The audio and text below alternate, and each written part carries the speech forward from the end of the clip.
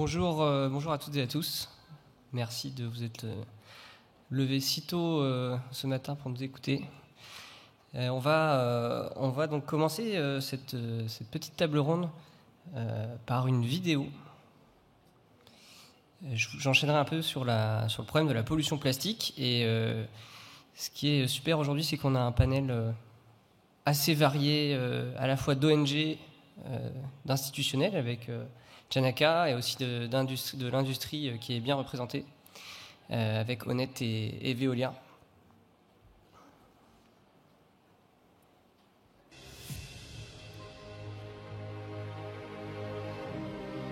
Chaque minute, c'est plus de 18 tonnes de plastique qui se déversent dans l'océan. Comment est-ce qu'on en est arrivé là ? Je m'appelle Simon, je suis ingénieur et officier de la marine marchande. J'ai navigué pendant presque 2 ans autour du monde, et quand j'ai pris conscience des ravages de cette pollution plastique, j'ai eu envie d'agir.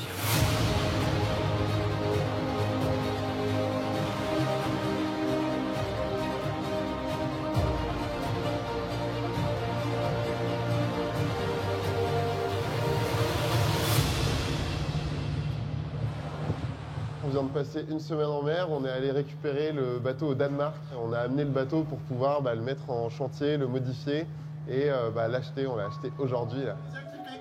Bon, un peu de joie les gars, vous êtes propriétaires, mais enfin, allez, on sourit, on est content.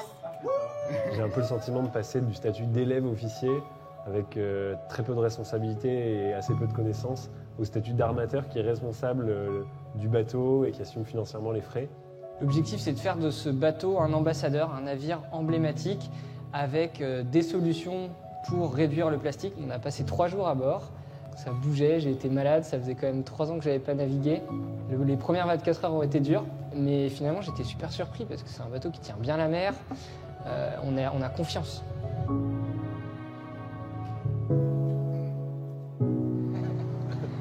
Est-ce qu'on chanterait pas une petite Marseillaise ?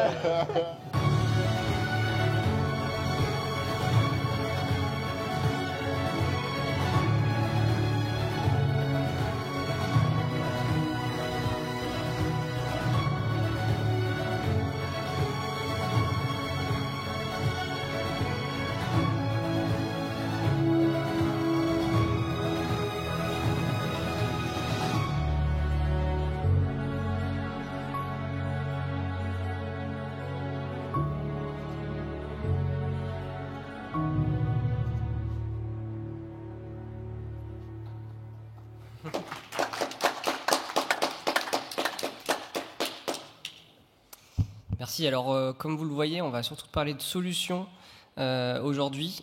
Bien sûr, on va commencer par faire l'état des lieux un peu de ce que c'est que cette pollution plastique, parce que pour trouver des solutions concrètes, il faut d'abord savoir de quoi on parle. Et le problème de cette pollution plastique, c'est qu'elle est assez mal comprise. Il y a beaucoup d'informations, de mauvaises informations qui circulent dans les médias. Et donc, on en a tous entendu parler, mais on a tous une image assez fausse de ce qu'est la pollution plastique. Donc je vais commencer un peu par faire un état des lieux et vous expliquer rapidement les quelques fake news et la compréhension aujourd'hui qu'on peut avoir en regardant les études scientifiques, les publications scientifiques. Donc la première chose, c'est que malheureusement l'océan ne peut pas être nettoyé.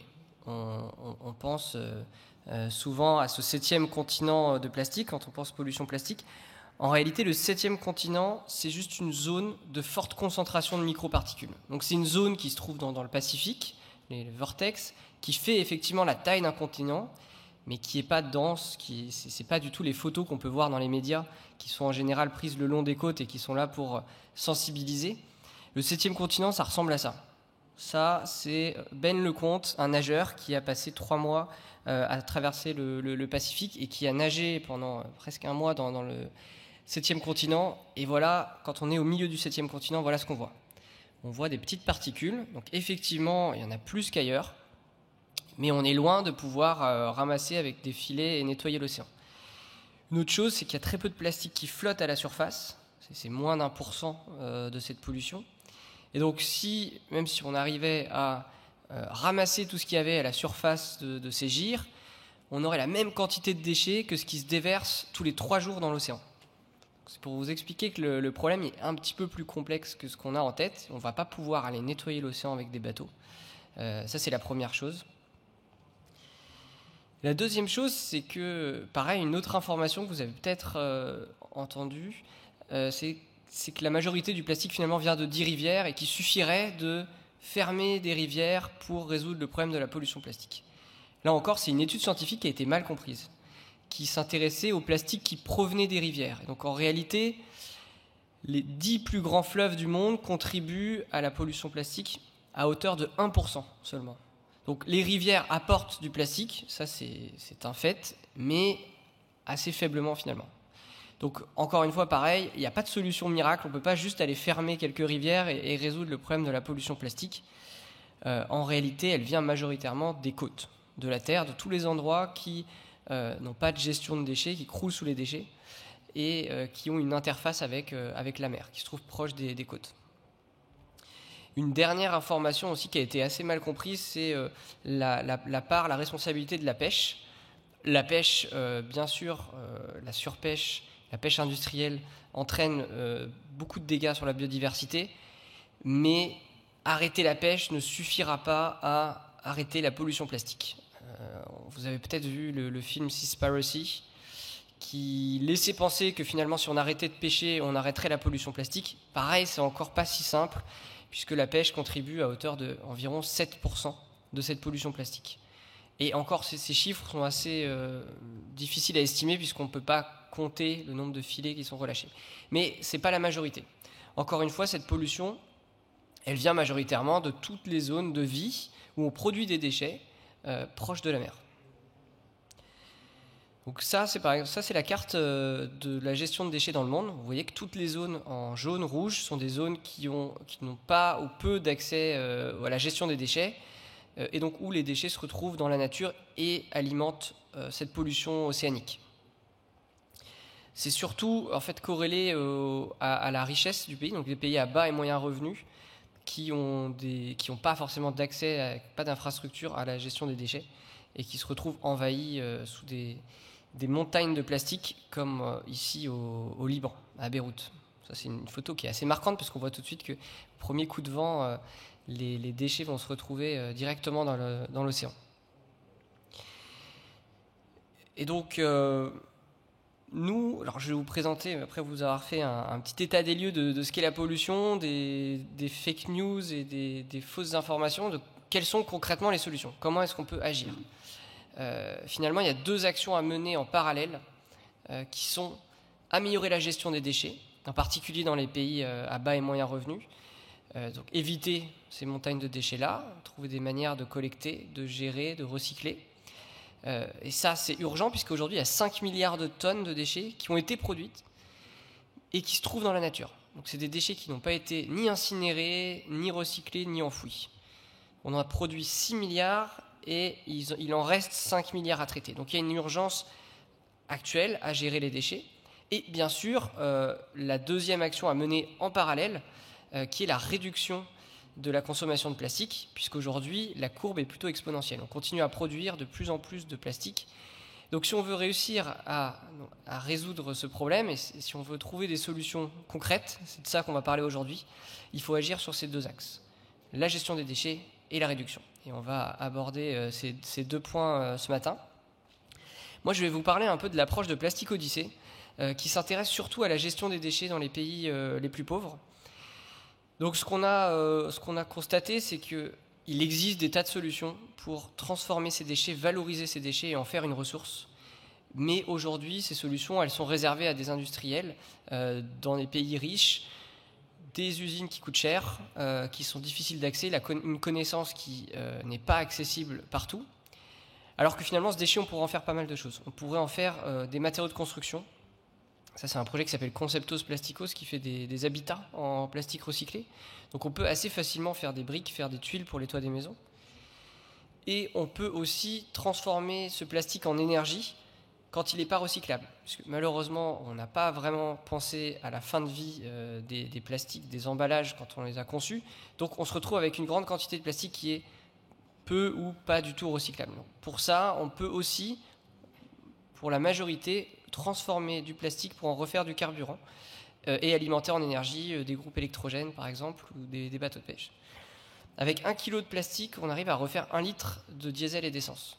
Donc évidemment, ce n'est pas le carburant du futur, mais ça pourrait permettre, dans des régions qui ont des difficultés d'accès à l'énergie et qui croulent sous les déchets, de faire d'une pierre deux coups. Ça, c'est les solutions qui existent. Et comme je vous disais, aujourd'hui, elles existent à une échelle assez industrielle et elles ne sont pas disponibles dans les pays qui en auraient besoin. Donc ce qu'on fait depuis 5 ans avec Plastic Odyssey, c'est qu'on développe des systèmes de recyclage donc pour toutes les étapes, broyeurs, extrudeuses, je vous montrerai un peu tout à l'heure, qui sont accessibles. Ça veut dire qu'elles sont faciles à construire, ces technologies. On peut les construire avec des outils de base qu'on trouve partout dans le monde, un poste à souder, un tour, une perceuse, une disqueuse. Elles sont peu coûteuses, c'est quelques milliers d'euros, contrairement à quelques dizaines de milliers d'euros en général pour ce type de système. Et surtout, la volonté qu'on a eue, c'est de dire qu'il faut qu'on partage ces plans en open source. Il faut que toutes ces solutions-là puissent être accessibles gratuitement et que chacun puisse les copier, les répliquer et refaire du recyclage là où aujourd'hui on n'en a pas. Donc on a mis au point une dizaine de machines, inspirées aussi beaucoup de ce qui se faisait sur le terrain. On est parti au Caire. Le Caire, c'est 70 000 personnes qui vivent du recyclage informel et qui ont construit des broyeurs, des centrifugeuses avec les moyens du bord, bien meilleurs que les broyeurs industriels qu'on peut acheter dans le commerce en Chine ou ailleurs et qui sont construits localement. Et donc typiquement, là vous les voyez, on a toute la chaîne de recyclage, on a le broyeur en haut à gauche, ensuite on a un bac de lavage qui permet de laver les copeaux, une centrifugeuse qui permet de sécher les flocons, les copeaux de plastique, et ensuite on va soit extruder, donc on va faire fondre ces paillettes pour directement en refaire des objets. On passe pas forcément par la case pelette, des petites billes de plastique, on refait directement des objets pour avoir un modèle économique qui est plus viable, donc faire des produits à plus forte valeur ajoutée. Donc derrière une extrudeuse, une presse hydraulique qui nous permet de transformer le plastique fondu pour en faire des objets, que ce soit des tuiles pour les toits, des briques, etc. Et pour vous donner un exemple, le broyeur en haut à gauche, c'est un broyeur qui a coûté, donc on a rétro-ingénieré, on a refait les plans de ce broyeur qui existe et qui est utilisé depuis des dizaines d'années au Caire par les Abalines. On a refait les plans, on a reconstruit ce broyeur à Marseille, qui a été construit par des chaudronniers d'art, donc pas du tout l'habitude de construire des broyeurs industriels de recyclage. Ça nous a coûté 8 000 € avec la main-d'œuvre française, alors qu'un broyeur de ce type-là coûte environ 50 à 60 000 €. Donc c'est pour vous donner un ordre d'idée de ce qui est possible de faire aujourd'hui. Si on peut le construire à Marseille pour 8 000 €, on peut potentiellement le construire pour moitié prix à Dakar.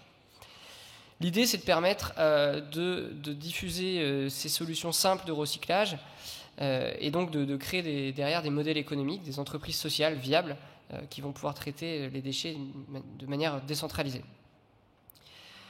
Toutes ces solutions, pour les faire connaître dans les pays qui en ont le plus besoin, on les embarque sur un bateau laboratoire. Vous avez vu la petite vidéo tout à l'heure. C'est un ancien navire de commerce, un ancien navire de recherche océanographique de 40 mètres, qui a été complètement transformé pour accueillir à son bord un atelier de recyclage. Donc on a vraiment toutes ces machines, 100 mètres carrés, 150 mètres carrés d'atelier de recyclage à bord du bateau.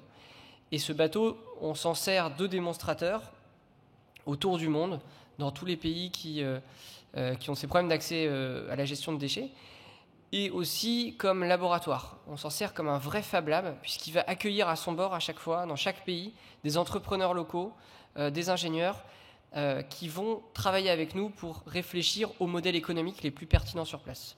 Parce que la difficulté, au-delà de la technique, c'est surtout de savoir qu'est-ce qu'on fait des déchets. Comment est-ce qu'on trouve des débouchés viables économiquement et qu'est-ce qu'on fait de ces déchets-là pour qu'ils puissent derrière être ramassés. Il faut forcément donner un prix pour qu'ils puissent être collectés.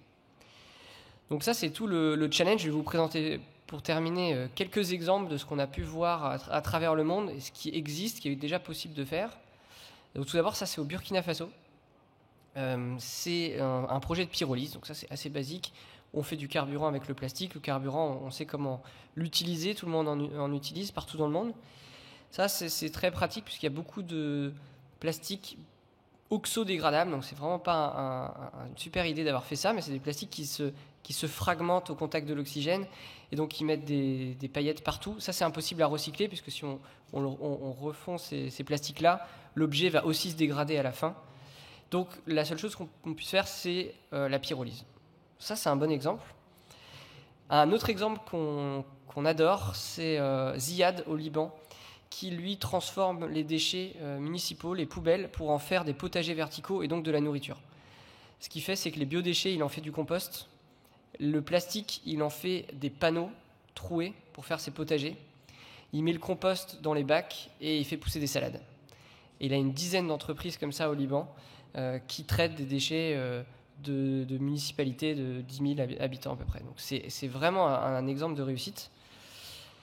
Un autre exemple, Laure Naruto au Kenya, qui elle s'est rendu compte que les poteaux de signalisation qui étaient en alu étaient volés pour être vendus à la ferraille. Donc elle, ce qu'elle a fait, c'est qu'elle fait des poteaux de signalisation et maintenant elle fait du mobilier à partir des déchets plastiques pour qu'ils puissent remplacer les poteaux en alu et donc résoudre un peu ces deux problématiques-là. Et enfin, Teco Carré, toujours au Burkina Faso, qui eux sont partis du constat que les toits des maisons en tôle n'isolaient pas bien de la chaleur et donc une grande partie des gens souvent vivaient dehors parce qu'il faisait trop chaud dans les maisons. Donc eux, ils font des tuiles de toit, ils refont des toitures en plastique recyclé, ce qui permet d'isoler thermiquement les maisons et de recycler des déchets.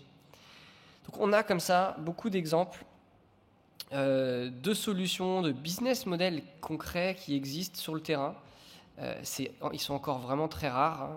Et donc l'idée, c'est de pouvoir avoir un maximum de solutions, d'entreprises sociales qui naissent grâce à la fois à ces technologies, à toute cette connaissance technique qui va être mise en ligne et partagée dans le monde entier, et à tous ces exemples de modèles économiques qui aussi vont venir compléter les plans des machines pour pouvoir avoir tous les ingrédients, la recette pour recréer du recyclage à une échelle locale, décentralisée dans le monde entier, et on espère pouvoir réduire la pollution océanique. Donc ça, c'est pour la partie plastique codifié, solution de gestion, recyclage dans les pays du Sud.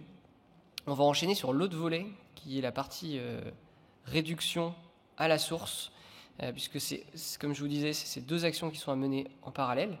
Et on a un super exemple aujourd'hui avec Muriel Duguet de Honnête, qui a réussi à réduire une grande partie du plastique qui était consommé. Donc Muriel, je vais te laisser prendre la main.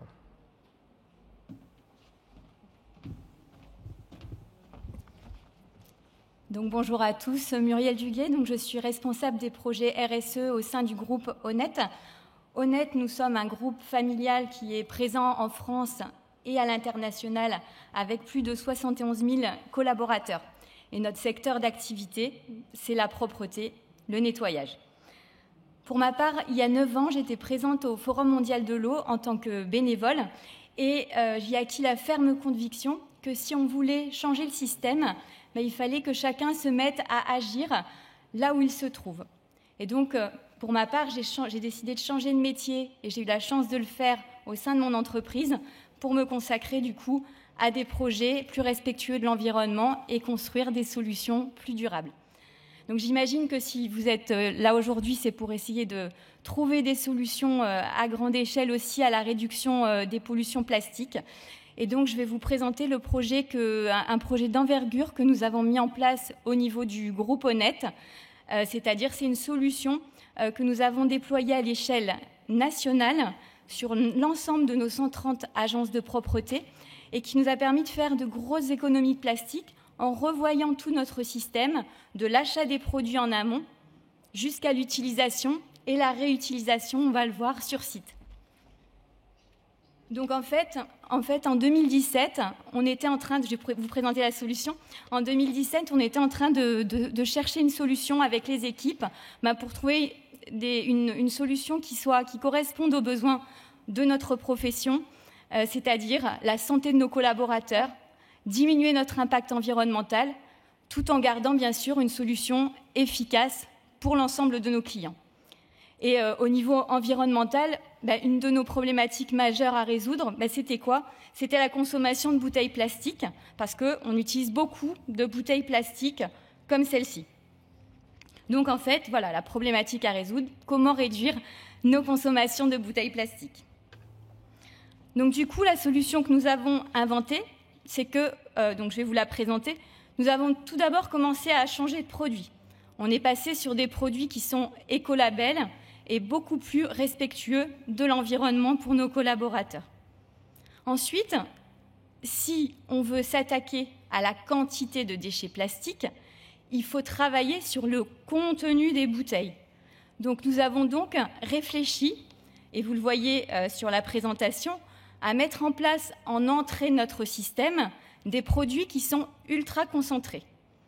Donc en fait, dans nos agences, on va mettre ces vous voyez, 3 produits de 25 litres. En fait, ils équivalent à 10 000 bouteilles plastiques de 1 litre, en fait. Donc on réduit considérablement, du coup, le nombre de bouteilles. Et en fait, pour vous donner une image, avant, on allait livrer ces 10 000 bouteilles dans nos agences avec des camions. On pourrait pratiquement imaginer faire une livraison d'une agence en scooter électrique demain. Donc c'est pour vous donner une image et un ordre d'idée. Ensuite, comme on a concentré le produit, qu'est-ce qu'il faut faire? La problématique à résoudre, c'était comment est-ce que je peux faire pour bien diluer mes produits? Et donc, du coup, nos équipes d'ingénierie ont inventé une centrale de dilution mobile qu'on a appelée le Dilumob.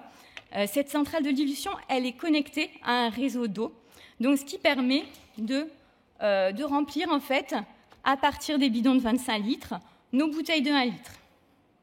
Donc ça vient prendre un petit peu de produit et le mélanger à beaucoup d'eau. Donc pour vous donner, et là ça va parler à tout le monde l'image, le Dilumob, en fait, c'est un peu comme une tireuse à bière, c'est-à-dire que vous venez pencher la bouteille un petit peu, vous appuyez sur le bouton et ça se remplit. Donc c'est facile. Ensuite, on a mis un deuxième niveau de concentration. Donc là, le Dilumob, il est installé dans l'ensemble de nos agences de propreté. Et ensuite, ce n'est pas dans les agences qu'on travaille, on va sur les sites de nos clients. Donc on a mis une deuxième chaîne de redilution de produits en mettant une règle hyper simple qui est la règle du nombre de bouchons. C'est-à-dire qu'en fait, sur les sites, nos agents, on leur livre ces bouteilles et en fait, ils savent que pour faire un pulvérisateur de produits, il suffit qu'ils mettent un bouchon d'1 litre et ils remplissent d'eau. Donc au final, à partir de nos 3 bouteilles de 25 litres, j'ai bien obtenu sur site mes 20 000 bouteilles. Et c'est là que ça devient intéressant parce qu'en fait, nos 20 000 bouteilles, qu'est-ce qu'on faisait avant? On les jetait.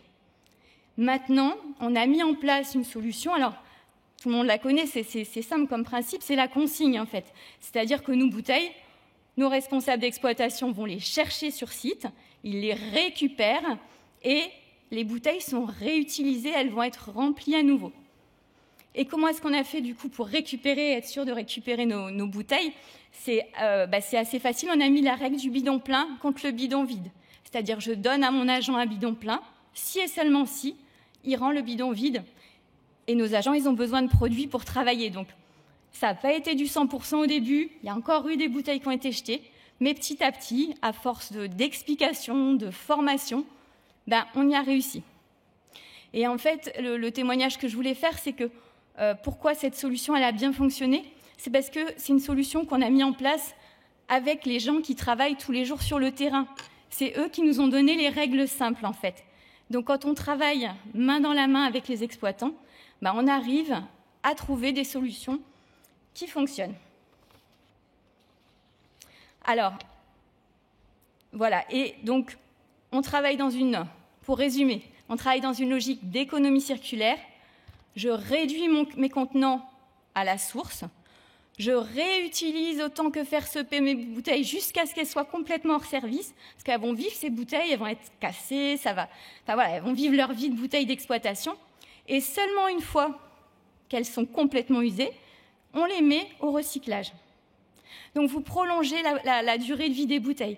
Et ce qui est super important, c'est qu'on est en période Covid. La matière, le plastique que vous voyez là, ça a un coût, ça coûte cher. Et si vous réutilisez vos plastiques, du coup, vous réduisez mécaniquement vos coûts, en fait. Nous, il faut savoir qu'à peu près, en moyenne, une agence, elle fonctionne avec 1500 bouteilles comme ça, qui tournent dans l'agence.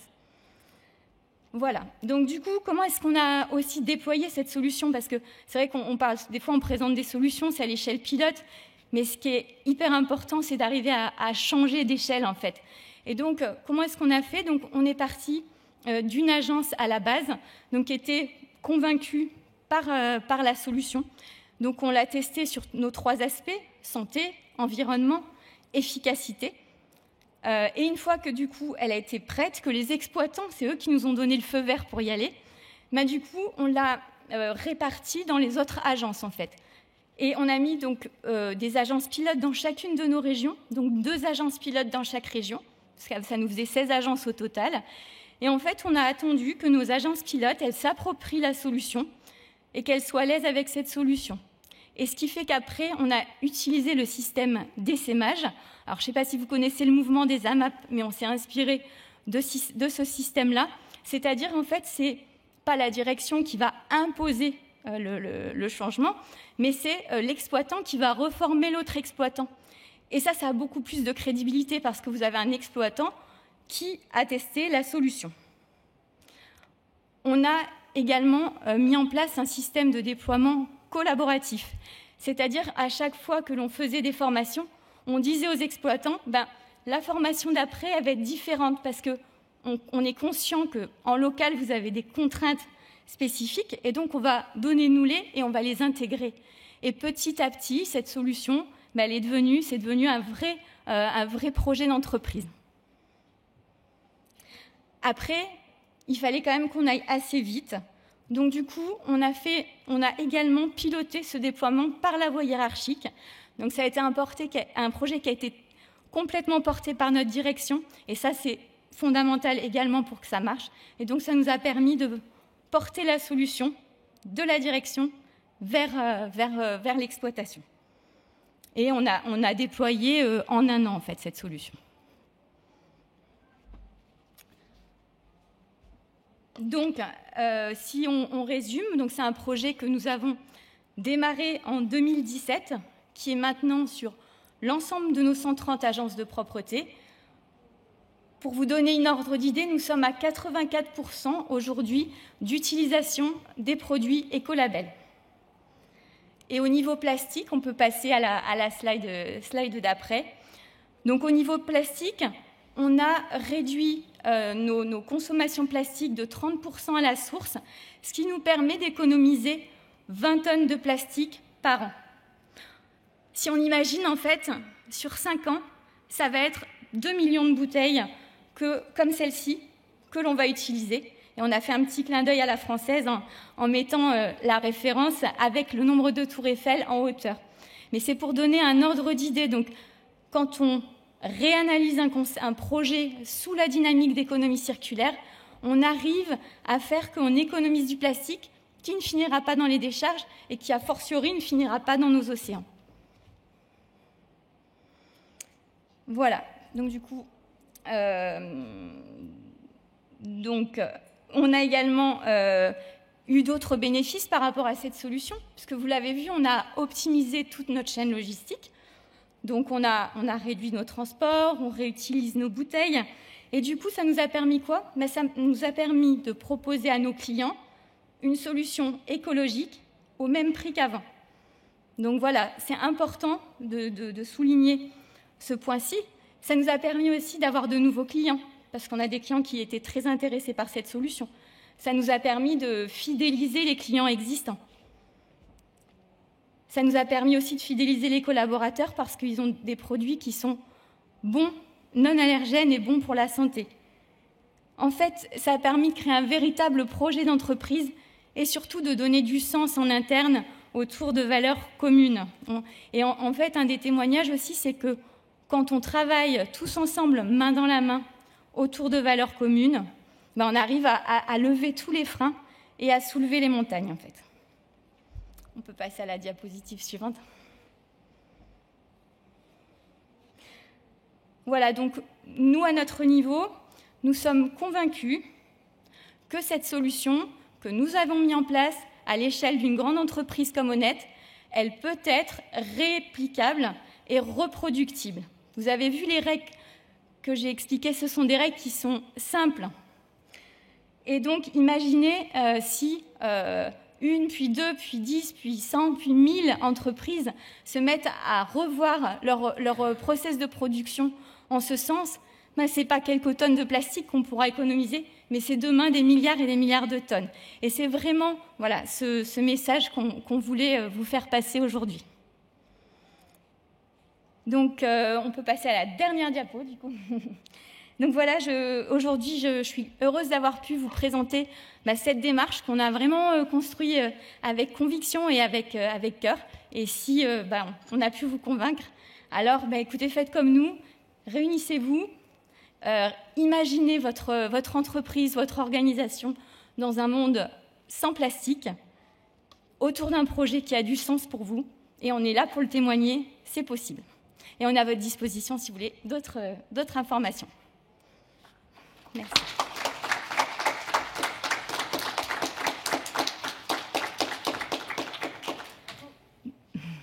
Donc, je vais maintenant passer la parole à Gilles Barato de Veolia, qui va nous montrer aussi que le problème des plastiques, c'est vraiment un problème global et va vous présenter tous les travaux que Veolia a pu mener dans le cadre notamment de la matrice eau. Gilles.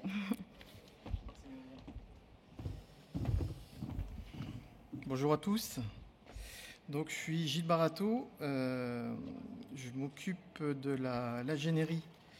Je suis responsable de l'ingénierie sur la région Méditerranée pour Veolia Eau. Excusez-moi, je fais deux choses en même temps. Voilà. Et du coup, je vais vous parler d'un projet qu'on a monté il y a quelques années, le projet Mediplast. Mediplast pour Méditerranée Plastique. Assez simple, moyen mémotechnique. Alors, cette histoire a commencé en 2017 où un ami, collègue qui était basé sur Toulon a eu cette idée en se baladant sur les plages, d'ailleurs comme moi. On s'est dit, mais tout ce plastique-là, qu'est-ce qu'on peut faire? Qu'est-ce qu'on peut essayer de mettre en place ou de faire avancer les choses pour faire prendre conscience que notre Méditerranée, ça va être une horreur si on continue comme ça. Donc on a pris contact avec une personne de l'agence de l'eau, Pierre Boisserie, qui est responsable du pôle mer sur l'agence de l'eau Rhône-Méditerranée-Corse. Et nous avons réfléchi à monter un projet. On s'est rapproché de notre groupe de recherche, VERI, et on a réfléchi à ce qu'on pouvait faire. Là aussi, on a pris des contacts avec la fondation Tara, qui travaille dans le domaine, et l'université de Toulon. Et on a cherché un partenaire qui était spécialisé dans tout ce qui était analyse de microplastiques. Et du coup, en 2019, on a réussi à monter ce projet. Je vous avoue qu'au début, c'était pas simple parce qu'en 2017, peu de personnes croyaient à ça. Et malgré les réticences, on a réussi, on a convaincre en interne, en externe, à monter ce projet. Et depuis 2019, on a monté ce projet-là avec les interlocuteurs dont je vous ai parlé. Alors, Mediplast, c'est quoi concrètement? Alors, c'est avant tout une vaste campagne d'identification et de quantification des microplastiques sur un secteur bien précis, toute la rade de Toulon et une partie de la Dracénie. Donc on est cantonné sur la région Méditerranée. Cette campagne d'identification et de quantification s'accompagne aussi d'une évaluation, d'une méthode d'échantillonnage, une méthode d'échantillonnage qui a été élaborée par le laboratoire danois d'Aalborg, de l'université d'Aalborg, qui l'a mise au point, mais aussi de pouvoir évaluer nos filières de traitement d'eau usée, voir si elles sont capables de retenir les microplastiques. Donc à terme, l'ambition, je dirais l'année prochaine, l'ambition de ce projet, c'est d'enrichir la base de données que nous avons actuellement sur les microplastiques, de proposer une méthode d'échantillonnage standardisée, de donner des règles de bonne pratique et de proposer des solutions de traitement, notamment pour la matrice eau. Donc, le petit buzzer, c'est ça, voilà. Donc d'abord, c'est quoi un microplastique? Un microplastique, c'est une microparticule de plastique qui peut aller de 5 mm à 1 micromètre. Vous en avez tous conscience, on est passé dans une ère l'ère du plastique, un monde de plastique tout autour de nous. Je me suis posé la question ce matin en me réveillant pour venir vous voir, vous présenter ce projet. Je me suis levé, je suis allé boire mon café tôt parce qu'il fallait que je me réveille quand même. J'ai utilisé quelques emballages que j'ai jetés. Bon, j'espère que ces emballages iront vraiment dans un centre de tri, mais s'ils n'y vont pas, ils vont peut-être se retrouver par la voie du vent dans la mer, derrière dégradés par les UV et se transformer en microplastique. Ensuite, j'ai été prendre ma douche, je me suis brossé les dents, là aussi, je me suis brossé les dents avec du dentifrice dans lesquels, vous savez, il y a des microbilles.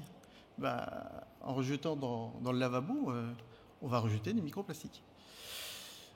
Je me suis dirigé vers la sortie. J'avais oublié, il fallait que je lance la machine à laver. Ma femme m'avait dit hier soir, lance la machine à laver. Donc je lance la machine à laver, mais bon, on va lancer la machine à laver. On va laver nos affaires.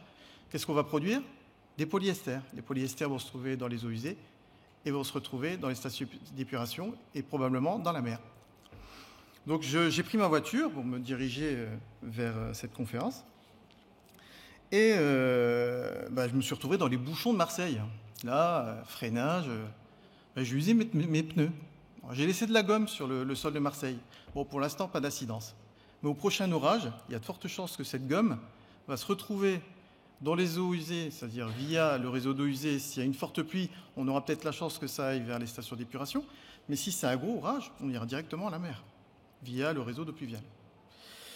Donc vous prenez bien conscience qu'on est tous des contributeurs à cette pollution. Et il est important de commencer à réfléchir comment on peut faire évoluer les choses. Alors ce projet Mediplast, il tourne autour de 5 axes majeurs. Le premier axe, comme je vous l'ai dit, c'est caractériser les microplastiques sur un territoire bien déterminé. Et d'en déterminer les sources principales au niveau des industriels, au niveau des commerces, au niveau des personnes. Donc on s'est cantonné de regarder tout ce qui était station d'épuration, réseau d'eau usée, réseau d'eau pluviale, et on a regardé aussi ce qu'il y avait dans la mer, c'est-à-dire les exutoires directs qu'il y avait sur la mer avec des petits exutoires qui sont utilisés lors des épisodes pluvieux. Deuxième axe, ça a été de travailler avec l'Université de Toulon sur le développement, et là on est plus vraiment dans la recherche. On va s'intéresser à regarder les nanoplastiques.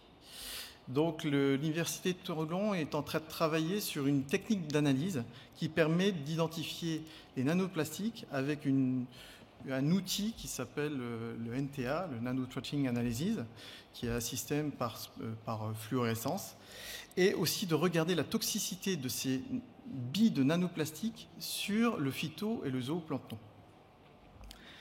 On s'est aussi intéressé avec la Fondation Tara à élaborer des solutions pour sensibiliser les gens, sensibiliser les enfants dans les écoles. Donc on est en train de produire des supports de communication pour aller dans ce sens-là. Je vous en ai parlé, l'échantillonnage est très très important. On travaille sur le fait de donner des bonnes pratiques d'un bon échantillonnage des microplastiques et de proposer des éléments pour arriver à terme à un standard d'analyse des microplastiques. Enfin, comme je vous l'ai précisé tout à l'heure, on va essayer de les retenir. Et comment les retenir? Au sein de nos stations d'épuration. Et on a voulu travailler sur un panel de stations d'épuration qui était représentatif de ce qu'on avait en France, mais aussi dans le monde. Dans le cadre de ce projet, on travaille sur 3 stations d'épuration qui sont basées sur un procédé de biofiltration. Un procédé qui est très utilisé sur les grosses stations d'épuration. Pour vous donner une idée, en France, vous avez à peu près 130 stations d'épuration basées sur du biofiltre. Et ces 130 stations d'épuration traitent 30% de la pollution française, ce qui est énorme. Vous avez aussi, on étudie aussi un procédé boue activé qui est le plus courant, qu'on retrouve dans les campagnes, qu'on retrouve aussi dans des grosses usines. Et pour vous donner une idée, on a 90% des stations d'épuration en nombre supérieur à 2000 équivalents habitants. 90%. Donc, au travers de ces deux procédés, on arrive à couvrir la majeure partie de ce qui est fait en France. Alors, je vous ai parlé d'échantillonnage. Je vais vous expliquer, je vais essayer d'être très rapide, même si c'est quelque chose d'assez complexe, en quoi consiste l'échantillonnage et l'analyse des microplastiques. Tout d'abord, on va regarder ce qu'on a comme matrice. Est-ce qu'on a une matrice chargée en polluants ou une matrice claire? Chargée, ça va être en entrée de station d'épuration ou dans les réseaux d'eau usée. Claire, ça va être plutôt à la sortie de la station d'épuration.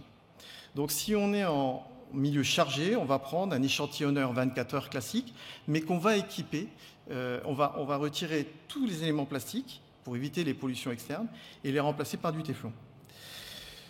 Concernant l'échantillonnage d'eau claire, on va plutôt utiliser un appareil qui s'appelle l'UFO, qui a été développé par l'université d'Aalborg, qui a un système de filtration en inox muni d'une pompe et qui permet de pomper l'eau, la passer à travers un filtre, et c'est ce filtre-là qui recueillera les microplastiques qui nous permettra de les analyser. Ce filtre-là, il est de 10 micromètres quand on est en eau claire, type eau usée sortie de station d'épuration, et quand on est en eau de mer, on est plutôt à 300 micromètres. Ensuite, quand on envoie des échantillons à l'université d'Aalborg, ce qui se passe, c'est qu'ils réalisent un nombre important de pré-traitements de manière biologique, en ajoutant des enzymes, physico-chimiques, en ajoutant des réactifs forts, type Fenton, et en faisant de la séparation physique, type densitométrie. Cet échantillon qui est récupéré est divisé en deux. Tout ce qui est supérieur à 500 micromètres va être analysé par microscopie classique, et tout ce qui est inférieur à 500 micromètres va être passé sur un microscope électronique qui est couplé à un système de transformation de Fourier, système infrarouge, un spectrophotomètre à transformer de Fourier. On va obtenir un spectre. Ce spectre-là est enregistré dans une base de données qu'a élaborée depuis 10 ans l'université d'Aalborg. Et le logiciel qu'a développé Aalborg va permettre d'associer un spectre à un type de microplastique. Et on peut avoir entre 20 et 30 types de microplastiques. Donc vous comprenez, c'est une méthode assez complexe qui prend, aujourd'hui, pour faire 6 échantillons, il faut à peu près 3 semaines. C'est une méthode qui n'est aujourd'hui pas tant standardisée ni normée, mais avec le recul qu'on a, l'expérience qu'a le laboratoire d'Aalborg, on espère pouvoir contribuer justement à la normalisation de cette technique analytique et d'échantillonnage, ce qui est très important. Alors, je vais vous parler un peu des filières de traitement. Je vais faire un petit focus sur les trois stations d'épuration qui sont équipées de traitement par biofiltration. Ce qu'on a constaté, et à notre grande surprise, c'est que dans la filière, la majeure partie des microplastiques étaient arrêtés dès les premières étapes de traitement. C'est-à-dire sur ce type de procédé, vous avez une décantation primaire qui est en amont de la biofiltration, et on a constaté qu'à ce niveau-là, 99% des microplastiques étaient stoppés. Et en fait, la biofiltration n'était qu'un affinage, et on avait des rendements de 76% entre la sortie de la décantation primaire et la sortie de la station d'épuration. Ce qui fait qu'en sortie de ce genre de station d'épuration, on peut atteindre 99,8% d'abattement.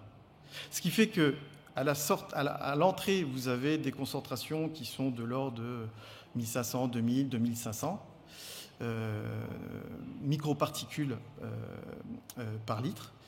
Et à la sortie, vous pouvez avoir entre 1, 3, 5 microparticules par litre. Donc nos stations d'épuration traitent bien. On a fait le même exercice sur la station d'épuration équipée d'une boue activée. Là aussi, on a eu des bons rendements. Ils sont moins bons parce que sur la filière qu'on a testée, qui est la plus courante en France, il n'y a pas de décantation primaire. Par contre, nous avons regardé, cette station d'épuration est équipée d'un traitement tertiaire. Donc c'est une filière basée sur une boue activée avec un traitement tertiaire. Alors, à la sortie de la boue activée, on a des rendements qui sont de l'ordre de 90%. Et le fait d'avoir un traitement tertiaire qui a en fait un filtre, qui reproduit un peu ce qu'on a en système d'échantillonnage, ce système de filtration vous permet d'atteindre les 99%. Donc c'est plutôt encourageant de voir que nos systèmes de traitement permettent de stopper les microplastiques. Donc, on n'a pas regardé que ça. Hein. On a regardé aussi, on a caractérisé les microplastiques. Donc, ce qu'on a constaté, c'est que, en termes de nature, nous avons une prédominance de 3 types de microplastiques. Le polyester, le polyéthylène et le polypropylène, avec une majorité de polyester. C'est pour ça que tout à l'heure, je vous disais que j'avais lancé la machine à laver. En fait, quand on lave nos habits, on produit des microplastiques et on produit du polyester. Et à hauteur de 50% de ce qu'on peut retrouver dans les eaux usées. Et ces résultats sont vraiment similaires sur les 4 stations d'épuration qu'on a testées. Point aussi de similarité qu'on a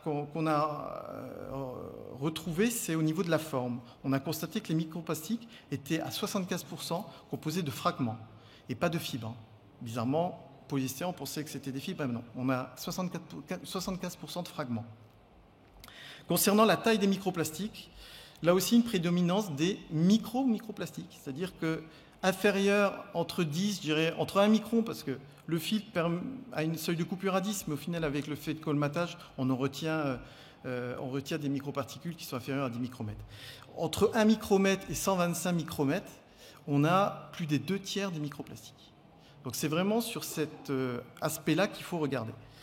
Et derrière, je pense que si on doit imaginer des effets toxiques pour l'être humain ou le phytoplancton ou le zooplancton, ces microplastiques vont devenir nanoplastiques et derrière vont s'infiltrer dans la chaîne alimentaire et peut-être nous intoxiquer, on ne sait pas. Enfin, comme je vous l'ai dit, on a regardé au niveau des performances. Je vous ai dit qu'on était supérieur à 99%. On était en train de confirmer justement par d'autres campagnes d'analyse ces résultats qui sont très prometteurs avec la mise en place en plus de systèmes de traitement tertiaire. Et pour vous donner une idée, là on est à 5 particules, en moyenne 3 particules à la sortie de la station d'épuration. Il y a une étude américaine qui a regardé ce qu'il y avait dans l'eau potable en bouteille. Et ils ont constaté que sur des microplastiques d'une taille de 110 micromètres à peu près, ils avaient 10,4 microparticules dans les eaux embouteillées. Donc voilà, ça prête à réfléchir quand même. Alors, vous l'avez compris, les microplastiques sont arrêtés certes par nos usines, mais on en retrouve dans les réseaux d'assainissement, dans les réseaux d'eau pluviale. Quand il y a un orage, ça bypasse, malheureusement, parce que quand il y a de forts orages, surtout en région méditerranée, ça bypasse, et l'eau est envoyée directement au milieu naturel et pollue du coup la Méditerranée. À titre d'idée, on a mesuré ce qu'il y avait dans la Méditerranée. On a trouvé de l'ordre de 0,1 à 0,6 microparticules par litre de microplastiques. Quand on regarde ce qu'il y a à la sortie d'une station d'épuration en termes de concentration, on se dit que ce n'est pas dû aux stations d'épuration. Avec l'effet de dilution, on devrait quasiment être à 0,001. Enfin, donc il y a des microplastiques dans la Méditerranée, mais ça je ne vous apprends rien, vous êtes tous au courant. Il y a des moyens, comme tu le disais tout à l'heure, la solution c'est sur les côtes, hein, c'est nous. On doit réduire la pollution de microplastiques par nos actes de consommation. On a regardé ce qu'il y avait dans les réseaux d'assainissement au plus près des industriels. Donc on a ciblé les échantillonnages. On a constaté que les activités liées à l'automobile, les activités liées au textile, étaient génératrices de grosses quantités de microplastiques. Bizarrement, on a regardé aussi dans les cosmétiques, on n'a rien trouvé. Mais on a les résultats d'une première campagne, on en aura d'autres. Aussi, comment on peut agir ? On peut agir justement auprès de ces industriels pour essayer de mettre des pré-traitements et éviter qu'ils relarguent dans les réseaux pour qu'en cas de forte pluie, ça n'aille pas directement dans la mer. Après, on peut aussi agir sur les lois, légiférer plus. Alors, des signes positifs, on va arrêter le plastique unique en 2022. Il y a un projet aussi d'installer des systèmes de filtration sur les machines à laver. Alors là aussi, il ne faudrait pas que les personnes qui sont équipées de filtres dans leur machine à laver sortent le filtre quand c'est encrassé et aillent au niveau du lavabo nettoyer le filtre et envoyer ça dans les eaux usées. Voilà, donc il y a plein de choses sur lesquelles il faut être vigilant. Il faut que vous et nous tous, on soit, qu'on soit acteurs. C'est-à-dire que quand vous avez le choix au magasin entre des produits dans lesquels potentiellement il y a des plastiques, essayez d'éviter. Parce que c'est vraiment en agissant à la source qu'on va réussir à limiter cette production. Voilà, je vous remercie. Je vais laisser la parole à Lucille.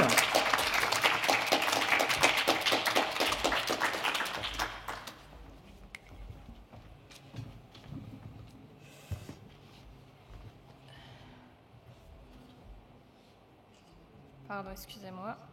Je lance.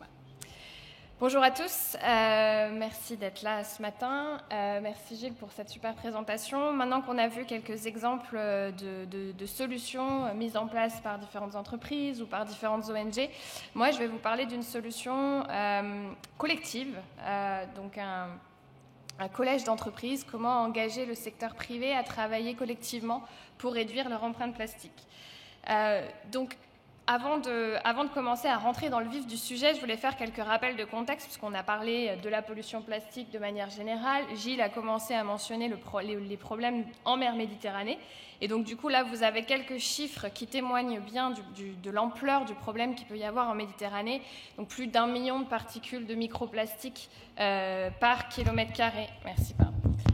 Par kilomètre carré en Méditerranée, ce qui représente entre 5 et 10% de la masse globale de plastique dans les océans du monde. Et beaucoup s'accordent à dire que c'est l'une des mers les plus polluées, et c'est certainement lié au fait qu'elle soit presque semi-fermée et que les plastiques s'accumulent dû aux différentes activités touristiques, commerciales, et puis simplement à la quantité de personnes qui vivent autour de la mer. Du coup, face à ce constat, 5 organisations, la Fondation Prince Albert II de Monaco, la Fondation Tara Océan, la Fondation MAVA, Surfrider Europe Foundation et l'IUCN se sont alliés, ont uni leurs forces pour créer une association qui s'appelle Beyond Plastic Med, qui vise justement à réduire la pollution plastique en Méditerranée. L'objectif n'est pas de nettoyer la pollution. Simon l'a dit plus tôt, c'est un peu un coup d'épée dans l'eau. On a besoin pour parler de ce problème, mais il faut surtout couper l'arrivée du plastique en mer, et c'est ce qu'on essaye de faire dans cette association. Alors on a plusieurs objectifs. Le premier qui est de mobiliser les acteurs et puis de les soutenir aussi financièrement pour déployer des solutions concrètes, des alternatives au plastique sur le terrain, et puis essayer de créer une dynamique au sein de ce réseau d'acteurs pour faciliter les échanges, le partage d'expériences et du coup renforcer les activités de terrain, les impacts de ces activités en partageant collectivement. On a 2 axes d'activité principaux. Je vais parler d'un axe particulièrement avec le secteur privé, mais je voulais quand même mentionner celui-ci. Donc, on soutient chaque année des projets de terrain. Vous avez ici sur la carte la localisation des 69 projets qu'on a soutenus à date, donc depuis les 5 dernières années, dans 14 pays différents. Et encore une fois, notre objectif, au-delà du soutien financier, est d'aller un petit peu plus loin et de faciliter les échanges entre ces acteurs, puisque certaines solutions sont connues chez les uns et pas chez les autres. Et l'objectif, pour aller plus vite ensemble, c'est de partager tous ces éléments-là. Et puis, le deuxième axe d'activité, et c'est celui-ci que je vais détailler un peu plus aujourd'hui, c'est engager le secteur privé. Donc, depuis début 2020, on a lancé un collège d'entreprises qui réunit les entreprises de la Méditerranée qui souhaitent s'engager sur cette question du plastique et réduire leur empreinte plastique. Donc, on cible des entreprises qui sont sur le bord de la Méditerranée, qui ont des activités sur la Méditerranée. Et dans ce collège, on est plusieurs à discuter, les entreprises évidemment, les ONG qui sont donc membres de BIMED, je les ai cités tout à l'heure, et puis des scientifiques qui viennent apporter leurs connaissances au débat. On a deux principales activités et actions dans le collège d'entreprise qui se transforment en groupes de travail. Deux groupes de travail, un premier qui vise à faciliter le dialogue entre les scientifiques et les entreprises membres du collège pour essayer de discuter de sujets un petit peu clés qui peuvent poser problème, de fausses bonnes idées et donc d'apporter ces connaissances-là aux entreprises pour pouvoir les orienter ensuite vers les bonnes solutions pour leur stratégie plastique interne. Et puis un deuxième groupe de travail qui vise plutôt à accompagner les entreprises, à construire collectivement des projets et à s'engager sur le terrain. On se réunit 6 fois par an, chaque groupe de travail 6 fois par an en virtuel, et puis on se réunit aussi 2 fois par an tout ensemble en physique pour faire avancer les discussions un peu plus rapidement. On propose également des webinaires où on fait intervenir des experts externes sur différentes thématiques. Et l'objectif est là d'ouvrir un petit peu le collège et le débat en dehors de notre comité scientifique. Et puis, on met en place des cafés stratégiques. C'est des moments un petit peu informels où autour d'un café, une entreprise ou une ONG ou un scientifique va parler de sa stratégie plastique, de ce qu'il met en place ou bien de ses recherches, etc., pour ouvrir aussi au dialogue, pour pouvoir échanger, poser des questions, pour rentrer un peu plus dans les détails sur ces stratégies plastiques. Alors, le premier groupe de travail que j'ai mentionné avec le dialogue science-industrie, comme vous le voyez ici, on s'est entouré donc de différents scientifiques experts de différents domaines. On a quelqu'un qui est expert des biopolymères, quelqu'un de l'éco-design et du recyclage, des emballages et leurs alternatives, de la dégradabilité des différents matériaux et notamment donc du plastique, et puis un expert en créativité, en innovation, en procédure d'innovation et en éco-conception. Et pour illustrer un petit peu les sujets qui ont été abordés cette année dans ce groupe de travail, on a notamment eu les réalités du recyclage, qu'est-ce qui est réellement recyclé, qu'est-ce qui ne l'est pas, quels sont l'état des filières de recyclage actuelles pour justement que les entreprises puissent prendre les bonnes décisions sur les matériaux qu'ils utilisent et le développement de leurs produits. On a également abordé les questions des fausses bonnes solutions au niveau des bioplastiques, notamment ce qu'on appelle les bioplastiques, et la réalité de la biodégradabilité de ces plastiques. Voilà, c'est pour illustrer un petit peu les sujets qui sont abordés. Et puis le deuxième groupe de travail, comme je l'ai mentionné, qui vise à monter des projets de terrain en collaboration avec toutes les entreprises membres, toujours avec les ONG également qui participent, qui contribuent, qui apportent aussi leurs solutions, avec les scientifiques également. On se base sur une étude du contexte, on choisit une localisation où on veut développer le projet de terrain, on comprend mieux les enjeux en local au niveau de la zone où on veut. On implique également les acteurs clés de cette zone, donc les municipalités, la région, les ONG locales, d'autres entreprises, d'autres scientifiques qui sont présents sur cette zone. Et puis, collectivement, on va construire un projet et une solution qu'on met en place. Comme je vous l'ai dit, le collège, il est tout jeune, début 2020, donc on est en train de développer notre premier projet ici même à Marseille, avec l'hôtel Intercontinental comme hôtel pilote, pour essayer de supprimer et de réduire donc l'utilisation des plastiques à usage unique dans l'hôtel.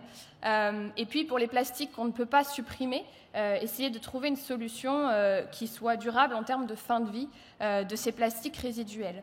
Donc très concrètement, chacune des entreprises qui est membre de ce projet va apporter ces solutions à la discussion. Par exemple, on a des entreprises du cosmétique qui peuvent proposer des alternatives aux petits échantillons qu'on trouve, par exemple, dans la salle de bain. On a des entreprises de la grande distribution qui vont pouvoir aussi travailler avec le restaurant ou le bar de l'hôtel, etc. Donc chacun apporte sa contribution au projet qui se détaille comme vous avez ici. D'abord, on fait le bilan des plastiques qui sont présents à la fois en back-office, c'est-à-dire dans toute la partie technique de l'hôtel, et puis les plastiques qui sont présents et qui peuvent être vus par le client et utilisés par les clients. On priorise les plastiques qui ont le plus d'impact pour cibler justement les plastiques les plus pertinents dans le cadre du projet. On essaye de comprendre les alternatives et les pratiques alternatives. Ce n'est pas que essayer de trouver un objet pour substituer ou un matériau à substituer, c'est aussi réfléchir peut-être autrement à d'autres pratiques.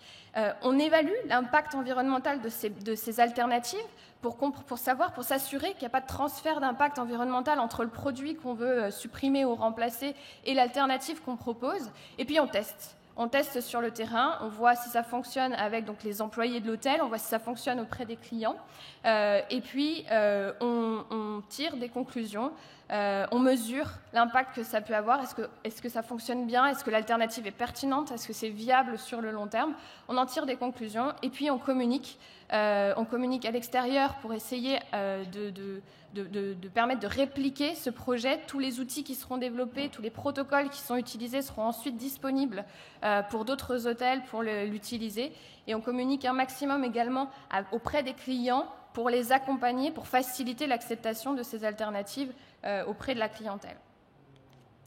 Alors si je prends un petit peu de recul sur cette première année et demie de fonctionnement du collège d'entreprise, il y a un certain nombre de succès. On a 12 grosses entreprises qui ont rejoint le collège de différents pays, vous allez le voir tout à l'heure. On a réussi à créer une vraie dynamique. Il y a des échanges qui sont faits, il y a des collaborations qui ont été créées dans le cadre du projet pilote, mais pas que, aussi en dehors, les entreprises communiquent.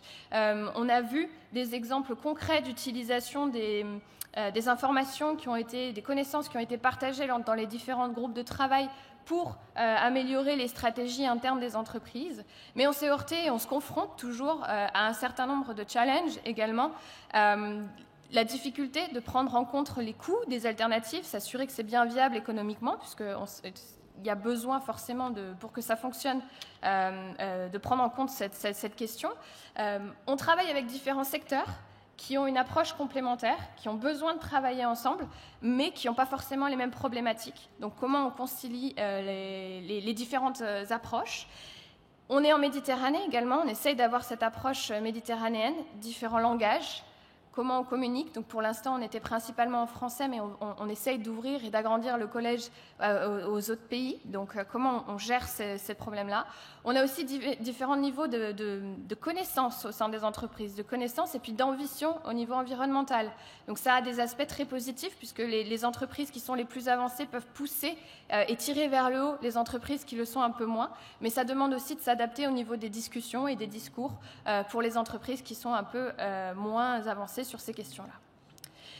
Et quelles sont les perspectives finalement pour le futur? Vous avez ici donc une carte qui représente la localisation des sièges des différentes entreprises qui sont dans le collège. Donc vous le voyez principalement en France, mais également on commence à s'ouvrir en Tunisie, en Italie et puis en Espagne. Donc l'objectif c'est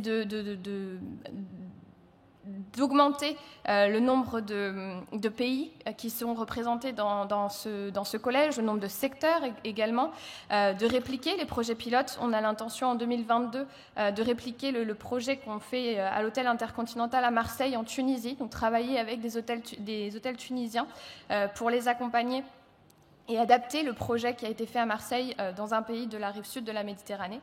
Et puis essayer de créer plus de liens entre les entreprises membres du collège et puis tous ces acteurs de terrain qui travaillent tout autour du bassin méditerranéen dont j'ai parlé tout à l'heure, qui sont au plus près des actions et qui ont besoin de soutien aussi des industriels et des entreprises pour déployer leurs solutions. Voilà. Je vous remercie de votre attention et je vais maintenant donner la parole à Giannaca Da Silva de l'IUCN qui va vous parler, qui va prendre un peu de recul et vous parler encore de collaboration à plus grande échelle et notamment comment impliquer les décideurs dans les solutions.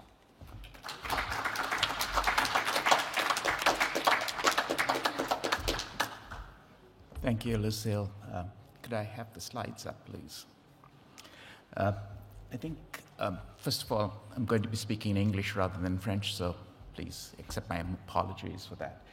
But I think our colleagues presented a really integrated view of how we address plastic pollution, from small-scale actions that actually address identifying the problem and also working with solutions at a localized level, addressing it from a business perspective in terms of products, addressing wastewater management sectors, and also then bringing together all those stakeholders to work together.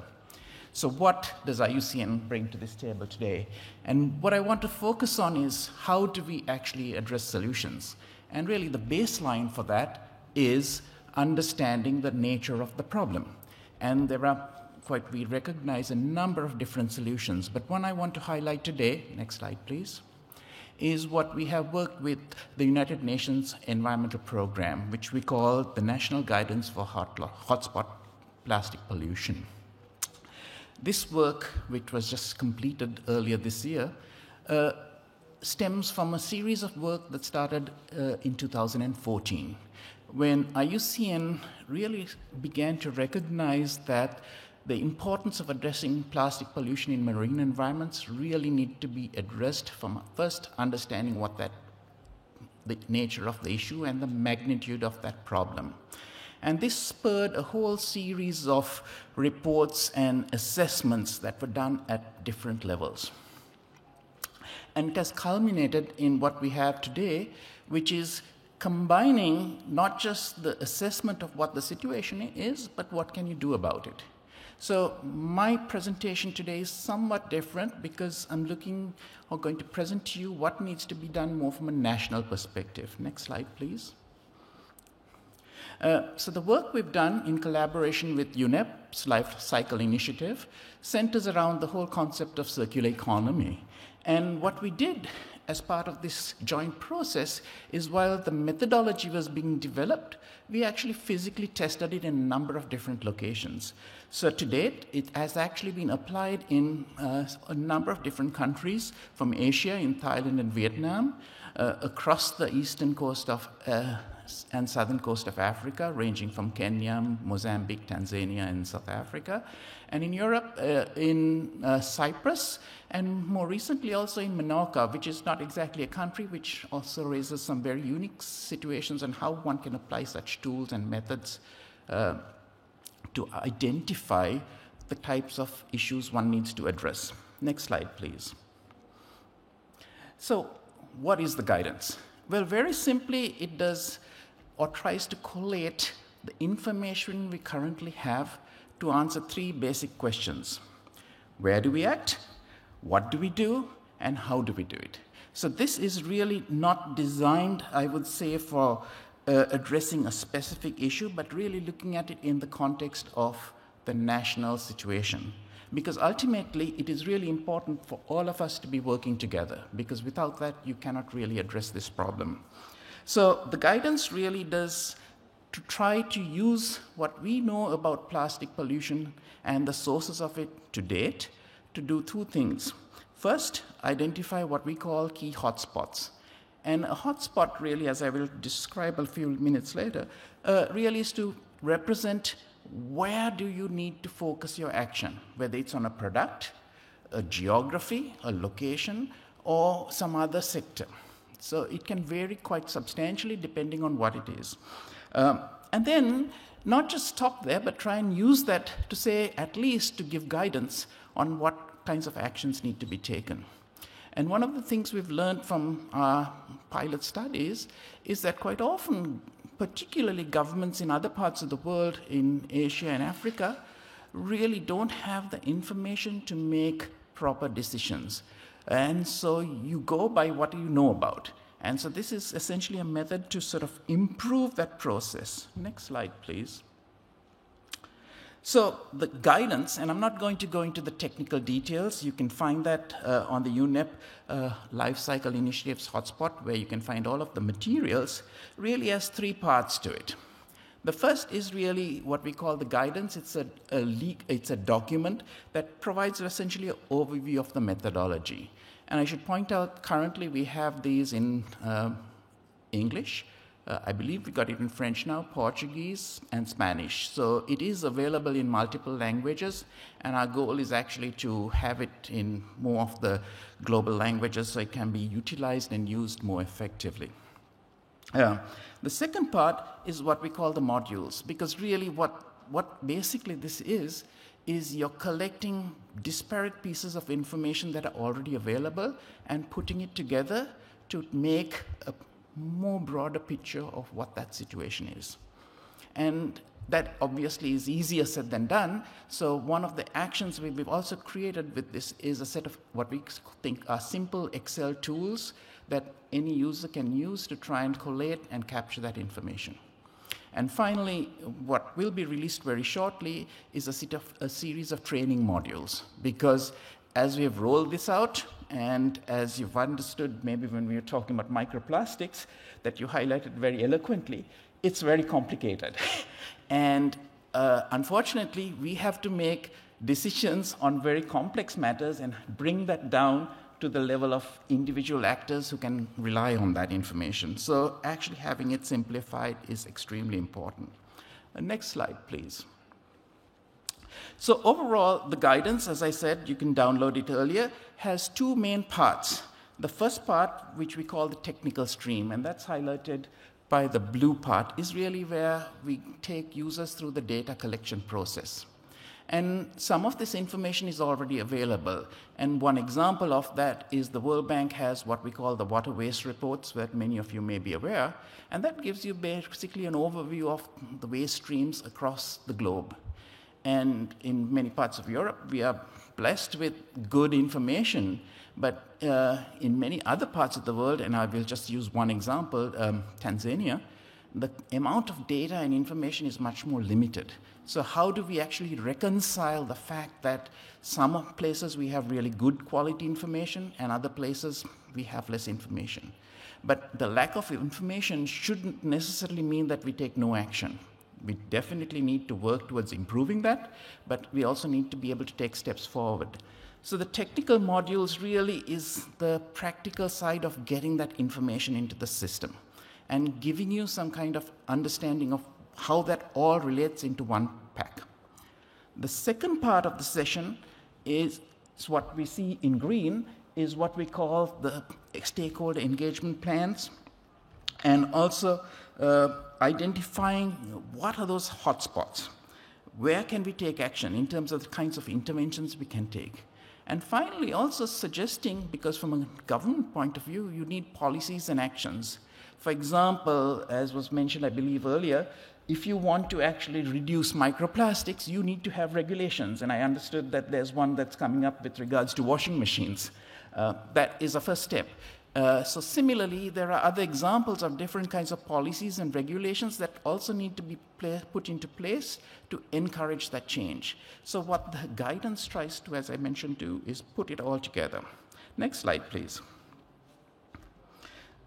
So really, what do we talk about a hotspot? And I think this is quite important because what we have is a situation that we have multiple different types of assumptions and definitions of what that was. And that was raised, I think, once again earlier, so I may be repeating what you've already heard.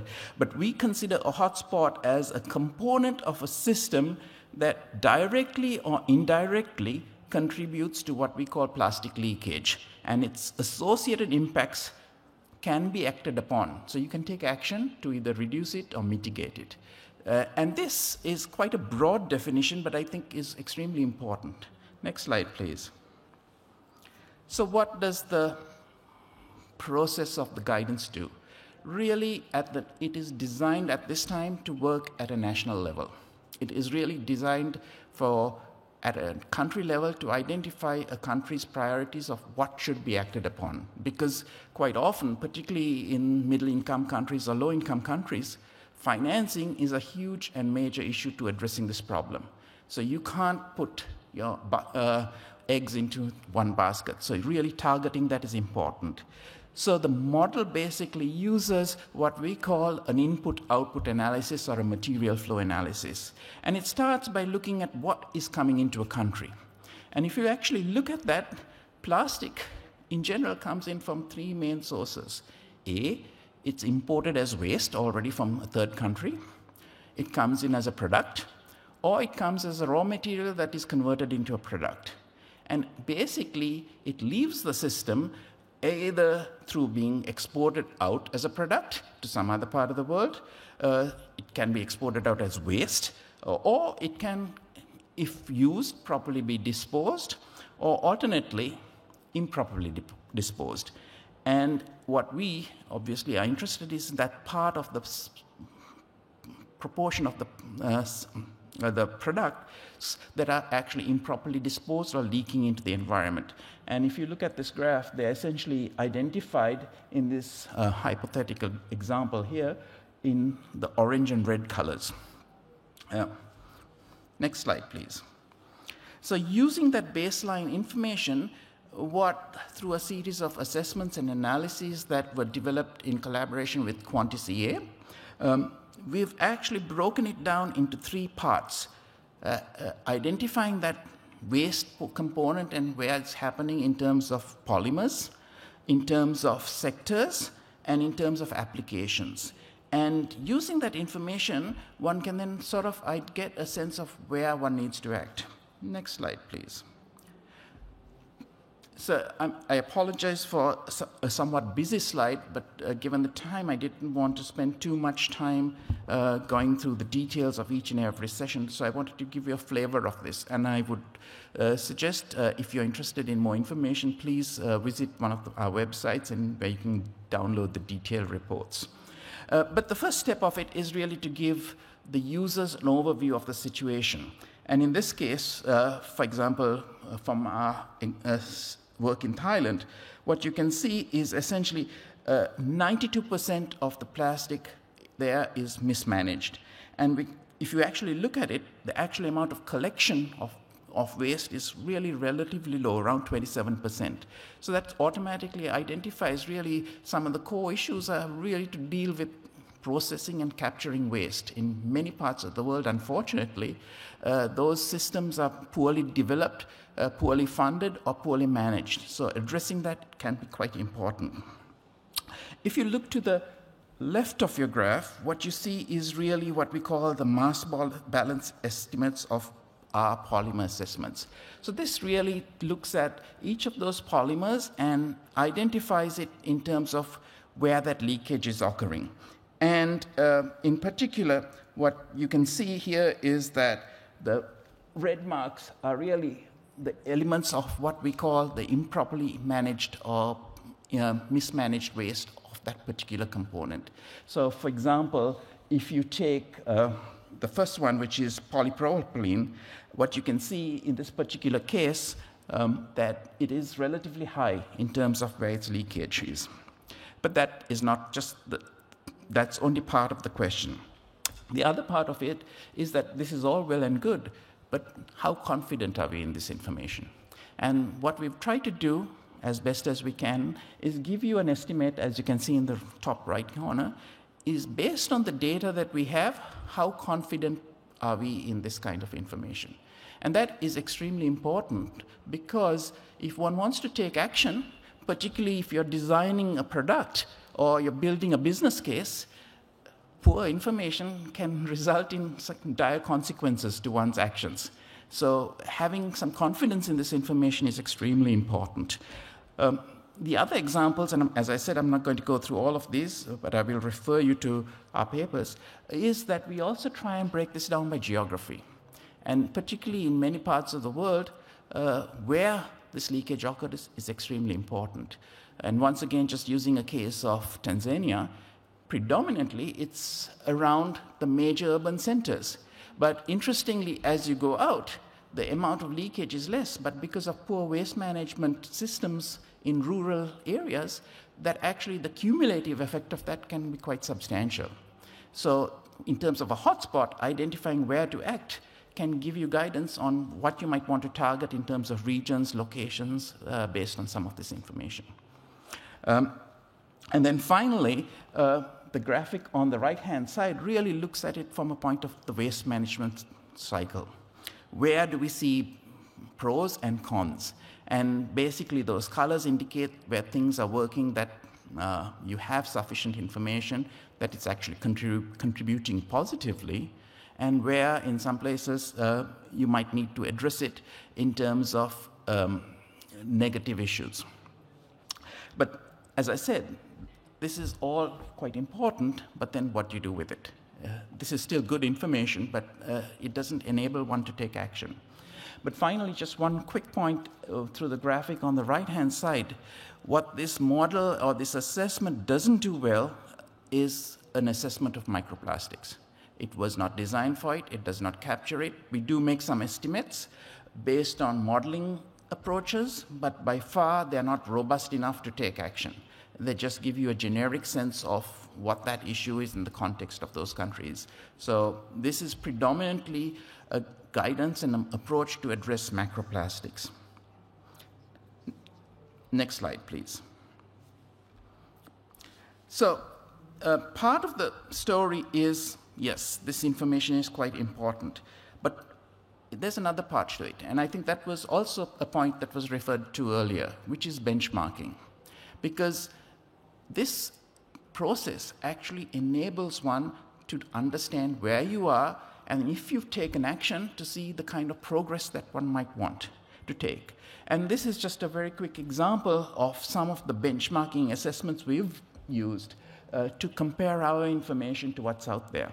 And as many of you know, Janet Jembak has been really predominantly, she was essentially the beginning and the starter of some of these assessments. So in some respects, today, still those assessments are still bait. And depending on who you talk to, you will understand that there are both pros and cons to the methodology. But actually, that gives us a sense of where we started and where we're going. I should point out that for us, all this information was made in 2018. I'm not going to go into details, but very quickly, I want to talk to you about the actionable hotspots. Next slide, please. So all of this information that can be taken and used by the model actually enables us to look at what is leaking, where it's leaking, and then try and put it into a set of actions that could probably help a user identify where to target it. So the three key areas that we overlap our information are source, collection, and end of life. And within those, we have collated through the literature a series of what we call interventions and instruments. Interventions means the kinds of actions that one can take, and instruments mean types of policies or regulations that a country can consider to use. And what we have tried to do is map what we get from our hotspots to those interventions and instruments that a country can potentially consider to look at in more detail. This is not a prescriptive process. It's designed to stimulate discussion. It has to be multi-stakeholder, and it has to include all of our stakeholders in that decision process. But it enables at least countries to actually get a head start to understand the context of the problem where nothing exists. So I see I'm almost out of time, so I'm going to stop there. But I think in our question and panel, I'm happy to answer any more questions. Thank you.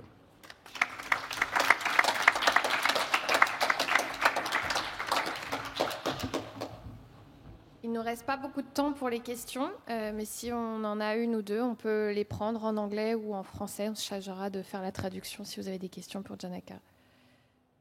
Oui.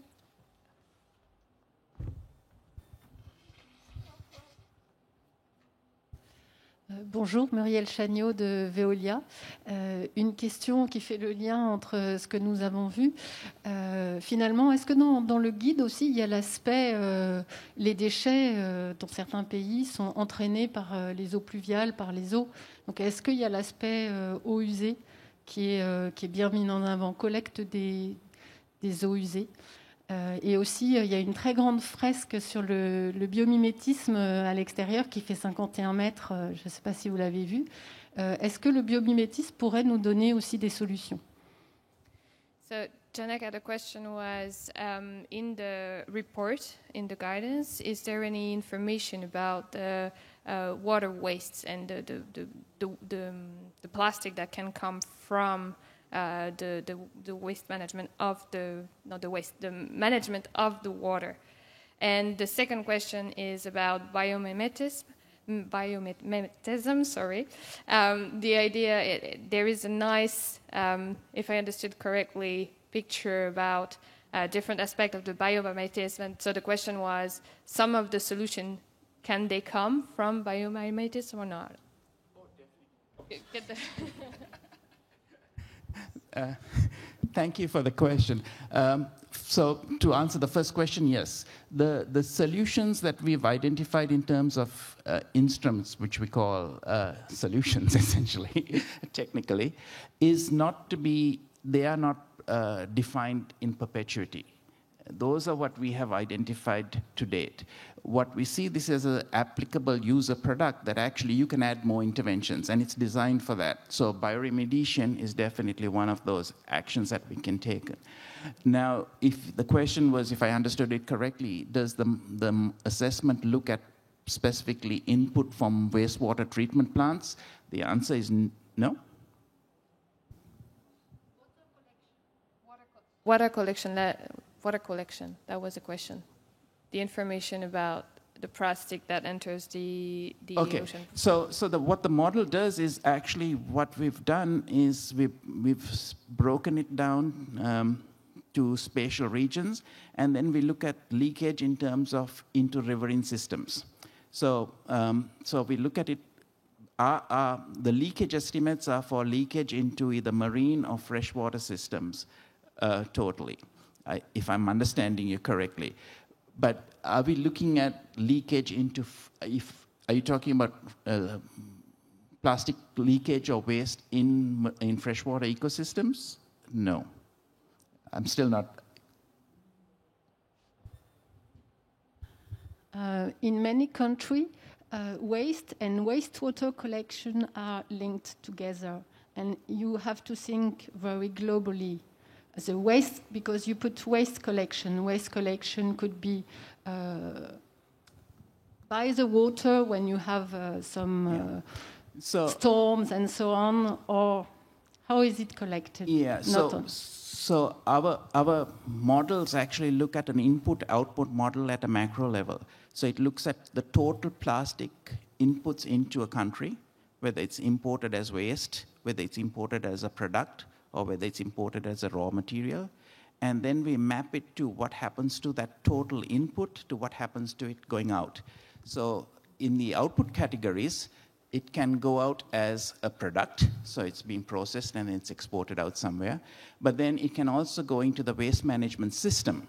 And in that waste management system, what we do categorize is what goes into what we call sanitary landfills that we know are then stuck in that system.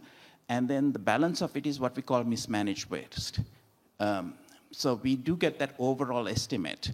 And then that would then essentially find its way subsequently through other processes into other ways. So it can leak in a physical form or indirectly through some other mechanism. For example, an unsanitary landfill that essentially is leaking into a coastal or riverine water system. So that is captured at that level in terms of what we call mismanaged waste. But it's not broken down specifically to a subcategory. And the rationale for that is that at this point, that kind of information is still very hard to find at a global level. Now, potentially in the future, that could be an additive process, and it may be possible for specific countries, but as a global tool, at this point, that would be a too refined a way for us to get to that level of information. On a dépassé le temps, donc ce que je vous propose, c'est de conclure ici. On est à votre disposition maintenant si vous avez plus de questions pour vous répondre. Et puis, bonne journée et bonne fin de congrès. Merci à tous.